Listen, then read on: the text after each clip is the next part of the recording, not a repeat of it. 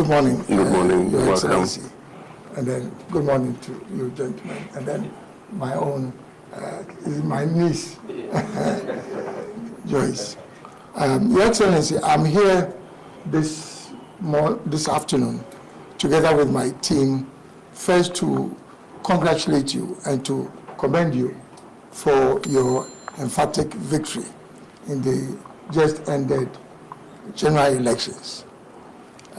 It is clear from the results that you put in a lot of effort and you've been handsomely rewarded in that regard.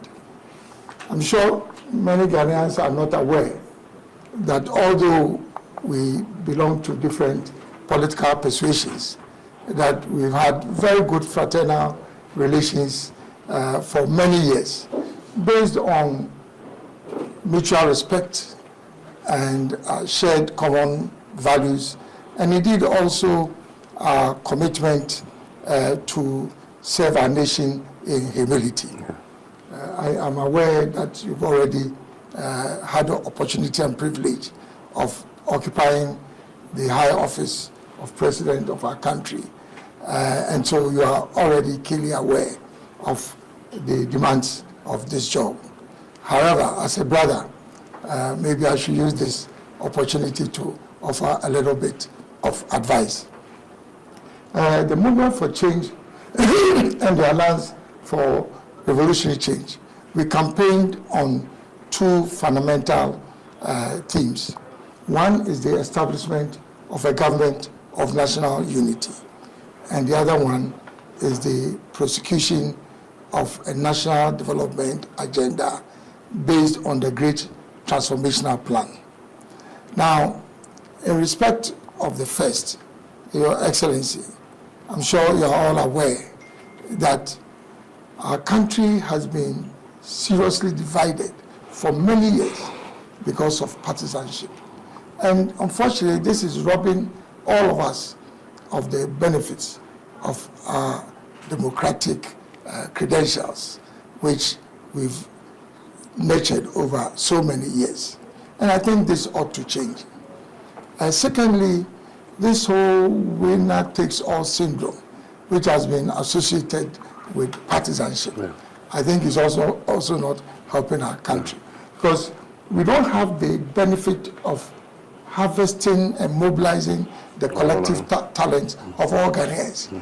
And we should not be divided in that regard by our different political ideologies. I think that also needs to change. Thirdly, also, the lack of continuity of government projects, which again is the result of this partisanship, has also cost our nation quite a bit of money. And I think that also has to change. So I would really like, very respectfully, you to consider this whole development paradigm of how you build a government of national unity, which obviously then means that you bring together people from different political persuasions, big and small, people from other stakeholder groupings, because I think they also represent, indeed, in fact, they represent the majority of the people. So they must have a voice also in government. So that's in respect of the first pillar.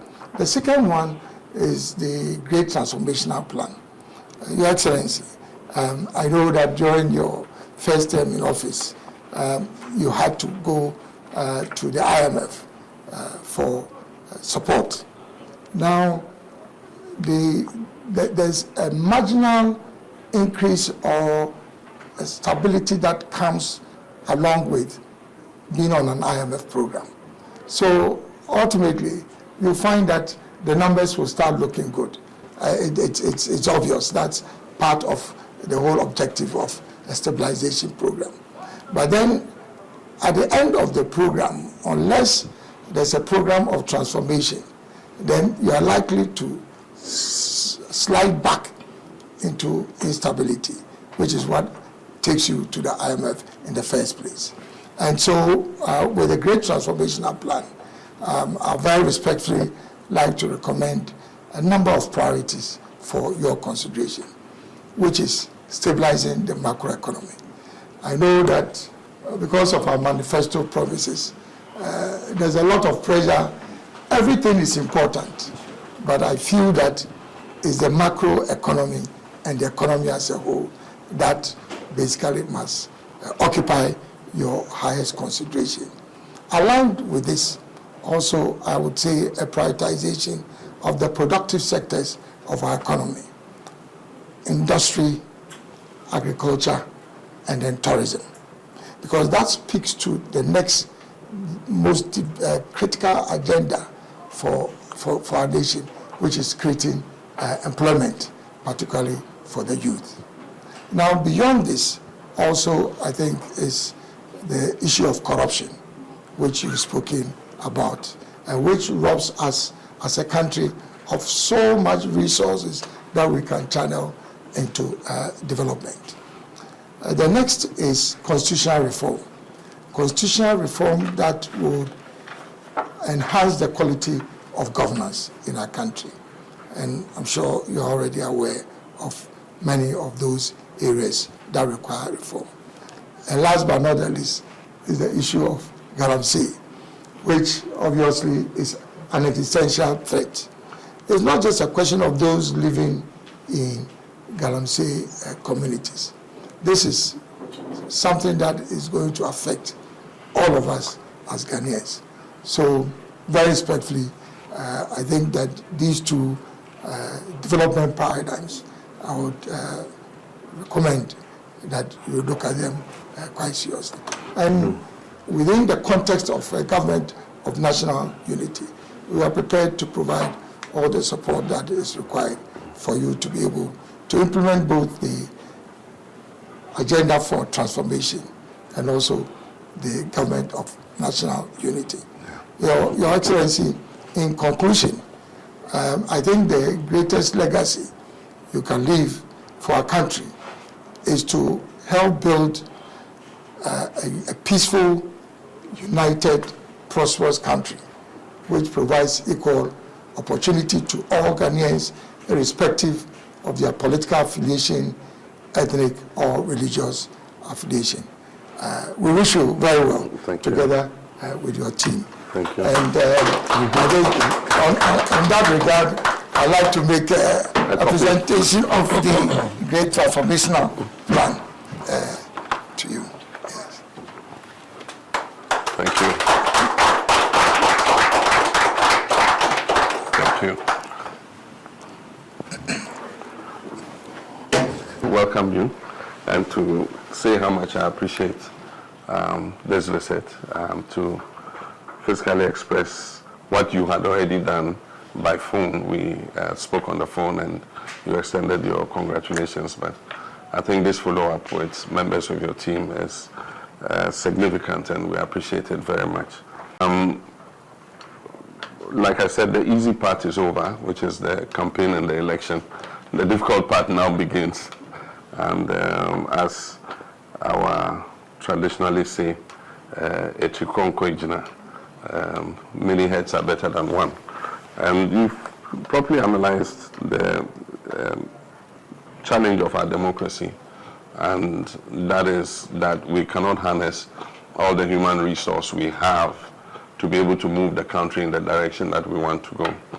At any one time, the party that wins and its supporters and functionaries are rowing in one direction, and another part of the country is wishing that that party fails so that they can have the opportunity at the next election to be able to come into government, and to create a situation where all of us, or the majority of us, are rowing in the same direction. Then it means that the canoe in which we are will just continue to be in the same place, or even if it moves forward, it will not move at an optimal speed that guarantees prosperity and dignity for all our people. Since 1992, we have implemented the fourth Republican democracy under the 1992 Constitution. And I believe that it is based on multi-party democracy. And so the strength and health of political parties is at the core of our democracy. And so one would even though we're opponents, wish that, the parties that are on the other side of the divide are healthy, and that, they also have their democratic systems working, and that they contribute their quota on whichever side of the divide, government or opposition, they contribute their quota to national development. So we can't be happy with the current situation in the NPP, and I hope that they'll quickly recover from this dramatic loss that they have suffered and put their act together. We could see it coming, and I've been in politics long enough to realize that there was something wrong in the NPP. I remember clearly, and some people have played it over again, our friend Mustafa Hamid, who was advising me at the time that if you reach a stage where you cannot be advised, then there's something wrong, wallahi. I think that unfortunately he didn't have that same advice for the leadership of his party, because it got to a point where democracy in the NPP really, was not what we've been used to and what we all knew, and so it was obvious that they had become tone deaf in terms of what was happening in the country. People's complaints and all that, I don't think that it really penetrated, because this was the easiest election to predict. They should have seen a loss coming. I saw Vice President Baumia saying that they are disappointed because they had worked hard enough, and so they thought they were going to win. It was obvious that they were going to lose this election. That meant that they were not in tune with the reality on the ground. We know that there have been some issues that led to your leaving the party, and there have been other things that have occurred over the years. I think that sometimes disruption is a good thing, because then it allows a new beginning. And so I think that all the strands that belong to that tradition, should find a way of putting the pieces together, reconciling, and seeing how the party can be rebuilt so that it continues to be a viable vehicle for sustaining our democracy. I'm happy you've spoken about the issues to do with the challenges of our democracy, and they are all too obvious. You mentioned the winner takes all, and we have a system where certain vulnerable groups are not as well represented in our political system as they should be. And so it's something that we need to look at. Luckily, we have the opportunity to look at the whole 1992 Constitution again. It's been crying for a review, and I remember Professor Mills made quite some movement towards it. I tried to continue, but I hit a stumbling block when somebody took us to court. By the time the issue was resolved, we went into an election year. It was not conducive to continue. So we decided to leave it to the next government. I'm aware that President Akufo-Addo's government had a committee working on something. Chairman Sabusu's committee, there's a report or something. We want to take all this, including the constitutional review report, which was chaired by Professor Fiajo and his team, and then the work of the Constitutional Review Implementation Committee, including the white paper and whatever the Chairman Sabusu committee worked on. We want to see if we can bring all this together, synthesize it, and do a national constitutional review validation conference, and look at how us together, all stakeholders in this country, represented chiefs, professional groups, everybody, and then we look at what is relevant and what we did not even anticipate. At the time we did a constitutional review, we didn't realize that a time will come where there will be an impasse between the Supreme Court and Parliament about vacancy of seats and all that. But these are things that come with practice of the Constitution.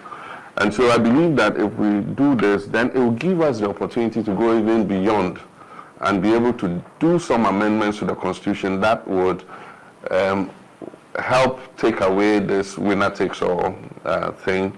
It will bring some more checks and balances into the situation so that the president is not the all-powerful kind of position that makes decisions of life and death, for our people.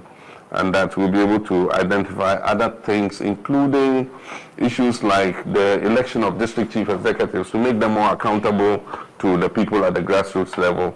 How do we deepen our decentralization and all that? So those would create opportunities for us, and I'm looking anxiously to us being able to do it, and on a bipartisan basis, and as a nation, we're able to do the amendments to our constitution that will make it a more living document going forward. With regards to the, where did I put it? Who took it? Oh, come on. I gave the thing to me. Why are you coming? With regards to the Great Transformation Plan, I think that it falls almost in line with our reset agenda, because after several years we think that there must be a reset, and that is equal to talking about transforming the way things have been done. Because like you said, we'll go to the program, macroeconomic stability is restored, the CD is fairly stabilized, but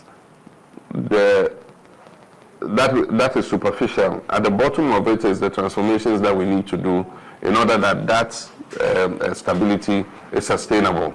And that is what we've not been able to achieve. The last time I was looking at a map showing the imports that we make into this country. I'm sure it was on social media, everybody saw it. And hundreds of millions of dollars every year just go to create employment for other people in the area of tomatoes, tin tomatoes. I don't know how true it is, but I can't believe that we're eating $1 billion of imported tin tomatoes. It's not possible. We need to interrogate those figures, but whatever it is, I know that a huge amount is going into importation of tomatoes, something that we have a comparative advantage to produce, into rice, into vegetable cooking oil, into many things that, you know, if we put our mind to it, we can produce. And that's why, for me, agriculture and agribusiness, agro-processing is going to be one of the #1 focuses. We pay lip service to giving support to farmers. We bring subsidized fertilizer, half of which gets smuggled to our neighboring countries anyway, and the real farmers who need the fertilizer don't get it. And so how do we use a system that identifies them and makes sure that if government is targeting them with subsidies or with any assistance, it goes to those who are actually the farmers and not to political party apparatchiki. So those are some of the things we need to look at, and that's why we're thinking of farmer service centers that have a catchment area that registers all the farmers, measures their farms, know what they're growing, and at the beginning of every farming season, if government has any support for them, we have mechanization services, tractors, fertilizer, you know, all the agrochemicals that they need, and they just go to their farmer service center. They are registered there. We know their farmers. We know the acreages that they produce, and then they're able to get the support that they need. But over the years, we've left the value chain. Once the farmer produces, he is on his own. I know because I'm a farmer myself. Last year, my soya bean, people just came and told me how much they will buy it for, and it was not worth my while, because then, even though I broke even, you know, it didn't give an incentive for me to be able to continue farming. And so I can imagine that for me, who is probably a medium-sized commercial farmer, one of the small-scale farmers. And so how we tie down the agribusiness and agro-processing, and so that we're adding value to the crops that the farmers are producing, is something that we need to look at. And that falls in line with industrialization. As you have said, you have been in that ministry before, trade and industry. So you know that we need as much as possible to industrialize, to create opportunities for our young people. Happily, Asia, with the increased prosperity, is becoming a high cost point for production. And so there are a lot of investors who are looking for new places where labor is relatively cheaper and they can make a better profit producing there. And so I've seen a lot of people, investors from Asia, who are looking for places to invest. Unfortunately, because of our economic crisis, and we've lost our prime position in terms of ease of doing business, you can see that a lot of them are choosing Cote d'Ivoire and Benin over us. And so as quickly as possible, we must turn things around and bring Ghana back as the favorite destination for investment.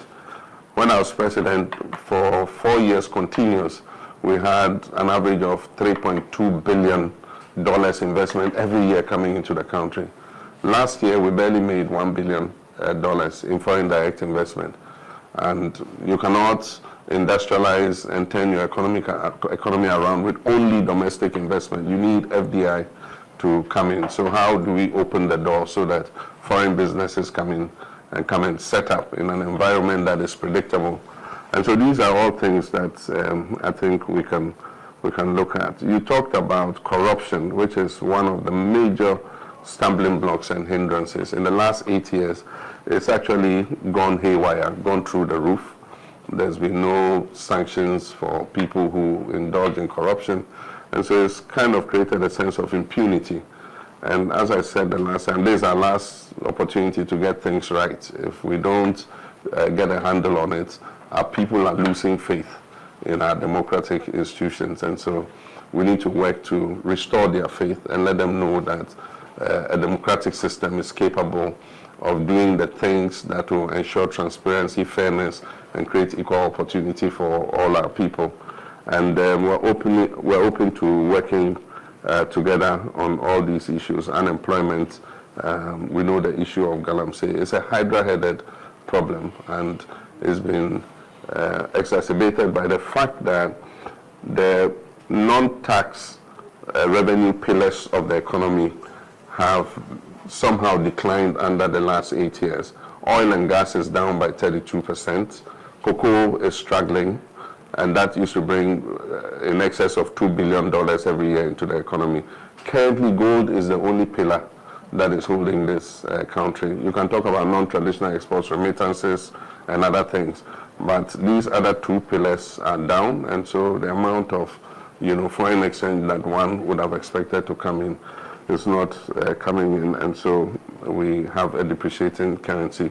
And so as quickly as possible, we must transform the cocoa sector so that the farmer is the beneficiary of the production of cocoa, not headquarters spending 3.4 billion cedis.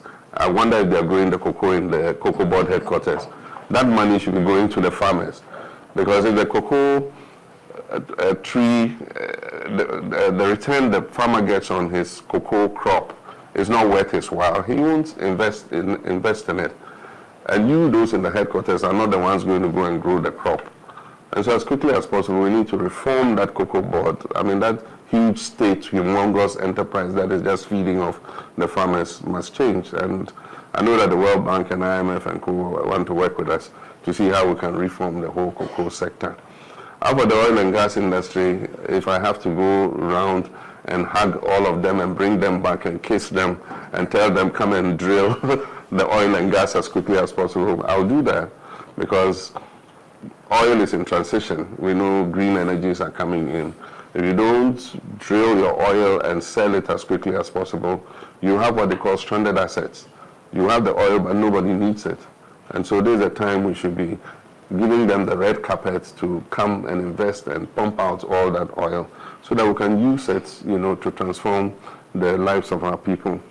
And so those are all things that we are happy to work together. Like I said, Galamsey is a hydra-headed problem. We'll do our best to work at it. We're talking to some of the foreign missions where they do small-scale mining. They have the technology for doing it responsibly and sustainably without destroying the environment, and they're willing to share that technology with us. The issue of Galamsey is just a crisis of implementation and regulation. The agencies that have been put to regulate and implement are not able to carry out their duties. And apart from that, the political hierarchy is involved in the illegal small-scale mining, and that's why government does not have the political will to deal with it. And so we hope that we'll create a new environment where we're able to deal with illegal small-scale mining and the destruction of the environment. But like you said, we are open to ideas from everywhere.